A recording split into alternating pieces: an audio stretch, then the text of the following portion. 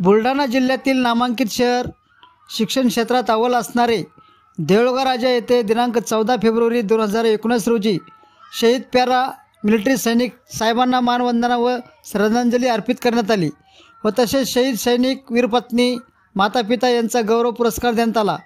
यावेळेस व्यासपीठावर राजकीय खासदार, आमदार, शासकीय, निमशासकीय तसेच सर्व संघटनीय पदाधिकारी, जिल्ह्याचे अध्यक्ष, तालुका अध्यक्ष आणि शहीद जवान पत्नी, मातापिता, ऑन ड्युटी सैनिक आणि सैनिक फॅमिली उपस्थित होत्या।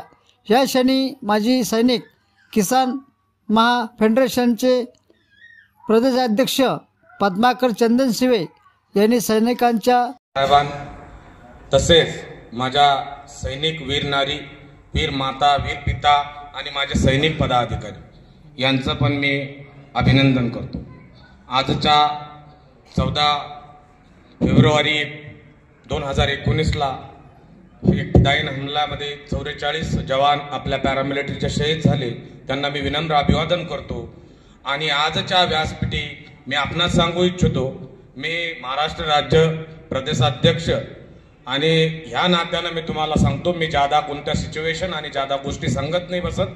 माझा तुमच्यासाठी सर्वात महत्त्वाचा मुद्दा एकच आहे, मी आज व्यासपीठावर बोलताना सांगतो, ज्याही सैनिक नारी, सैनिक, वीर पत्नी, माता ज्यांना ECHचे प्रॉब्लेम्स आहे, हॉस्पिटलचे प्रॉब्लेम्स आहे, पेन्शनचे प्रॉब्लेम्स आहे, शेताचे प्रॉब्लेम्स आहे, बांधाचे प्रॉब्लेम्स आहे, त्यांनी जे भी तुमचे घरेलू प्रॉब्लेम्स आहे त्यासाठी खासकर बुलढाणा जिल्ह्याच्या कोर कमिटीमध्ये अध्यक्ष श्रीकांत बंगाळे साहेब आहे, आपण यांच्याकडे आपल्या काही प्रॉब्लेम्स असल्या तर त्या शेअर कराव्या। It is a most important your problem, तुमचे प्रॉब्लेम महत्वाचे आहे।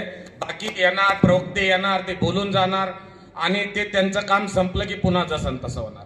तर इथं सर्वात महत्वाचं आहे, बऱ्याच सैनिक लोकांच्या पेन्शनची प्रॉब्लेम्स ही आहे की 70 वर्षाचा जो सैनिक शहीद झाला त्यांच्या वाईफचं नाव त्याच्यामध्ये करेक्शन असल्यामुळं काय आहे की त्या लास्टच्या इयरमध्ये त्यांना ती पेन्शन भेटत नाहीये आणि त्यांना जी भेटणारी 15-20 हजार रुपये ती त्यांना सगळ्यात जादा महत्वाची। हे महत्वाचे पॉईंट ध्यानात ठेवावे, छोटे छोटे ते नावाची करेक्शन्स वगैरे हे पॉईंट।